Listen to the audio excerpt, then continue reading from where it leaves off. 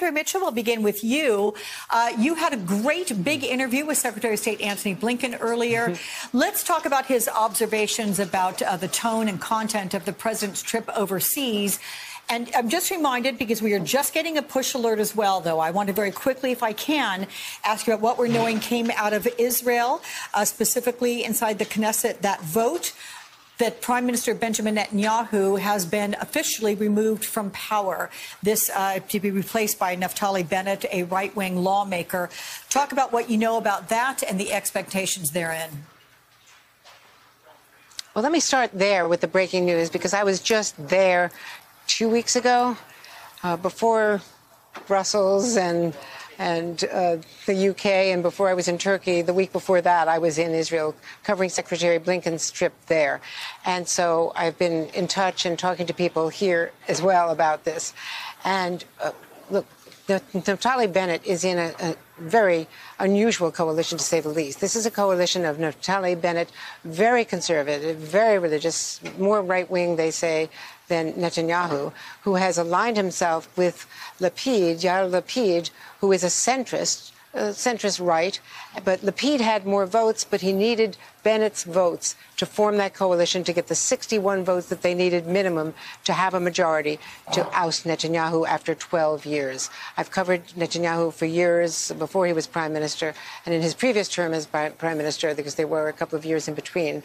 And he had been, in recent years, a really divisive figure. They've had 4 elections in the last 2 years. They couldn't reach a majority, and he tried desperately to keep on, but finally, after calling it, a fake election and using a lot of the Trumpian terms, he did have to concede. He didn't have the votes.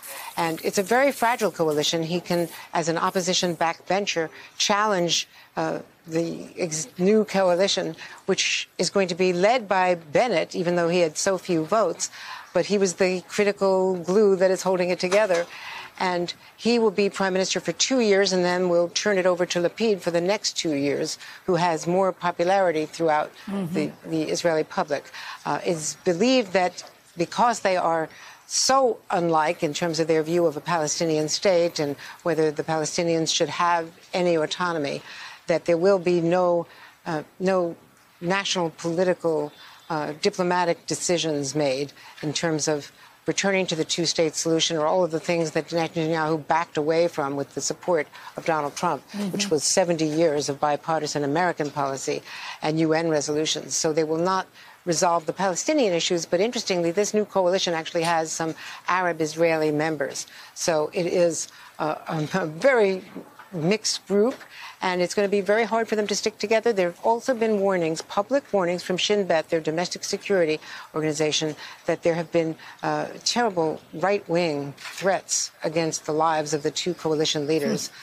Bennett, and now, of course, Lapid is going to become the foreign minister, and they're going to share duties in the coming years, but focus mostly on domestic issues, the economy, the pandemic, and all of the other challenges to Israel.